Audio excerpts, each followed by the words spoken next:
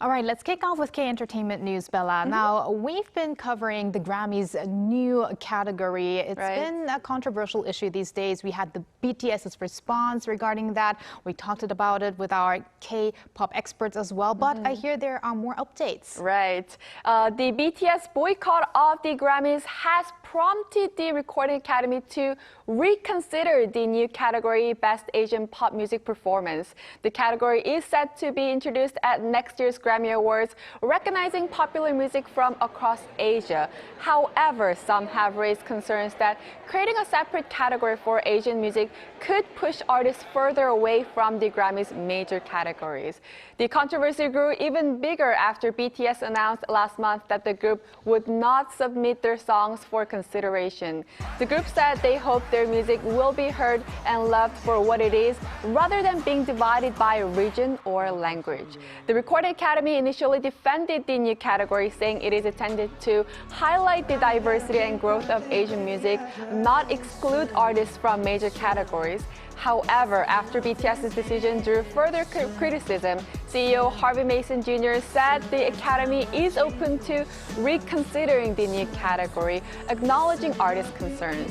In the past, BTS have received 5 Grammy nominations but have yet to win, with their latest album Arirang also being considered a potential nomination in the major categories.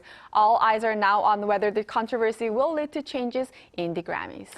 Well, it really shows how big of a power BTS has, not only in the world of K-pop, but also in the world of music generally. For sure. And also, I mean, I just recently saw how in the US, more than 40% of Americans are aware of no BTS. Right, I saw that as well, yes. So yes, let's see if there are going to be any changes. So keep us updated on that issue, Bella. Will do. And speaking of keeping an eye on things, we said we'd keep an eye on whether Stray Kids will top the Billboard charts again. So what do we have? Well, they did. Stray Kids have once again topped the Billboard 200 with their new mini album, This and That.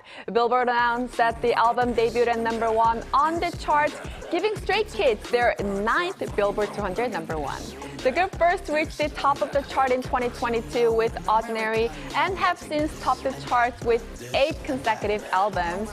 And with this latest achievement, Stray Kids have extended their record for the most Billboard 200 #1 albums by a K-pop act. Billboard also noted that Stray Kids now have the joint second most #1 albums of any group in the chart's history. They are tied with the Rolling Stones and just behind the Beatles. This and That has seen about 357,000 album sales, marking Stray Kids' biggest single-week album sales figure to date. And with their 9th Billboard 200 #1, Stray Kids are strengthening their position as one of the biggest K-pop acts in the U.S. market. Well, with This and That, I'm sure we're going to see even more achievements. Oh, yes. And Bella, we're going to end with a new Korean film that won at an international film festival. Right. Korean director Hong Sang-soo's latest film, Nowhere to Lay My Eyes, or 눈 둘 데가 없네 in Korean, has won 3 awards at the 79th Locarno Film Festival in Switzerland. The film won the Best Director Award for Hong Sang-soo, the Best Performance Award for actress Kim Min-hee, and the Ecumenical Jury Prize as well. And this marks Kim Min-hee's second win at Locarno after winning the same award in 2024 with By the Stream, Soo-yu-chun. The Ecumenical Jury Prize honors films that explore human life and dignity, social values, peace and human rights, or spiritual themes. Nowhere to Lay My Eyes follows Han-hee, who travels to Jeju Island in search of her mother, whom she last saw 10 years ago. The film also stars Kwon Hae-yo, Shin Seok-ho, Bang Mi-so, and Choi Myung-gil. Nowhere to Lay My Eyes is scheduled to be released in Korea in the second half of this year.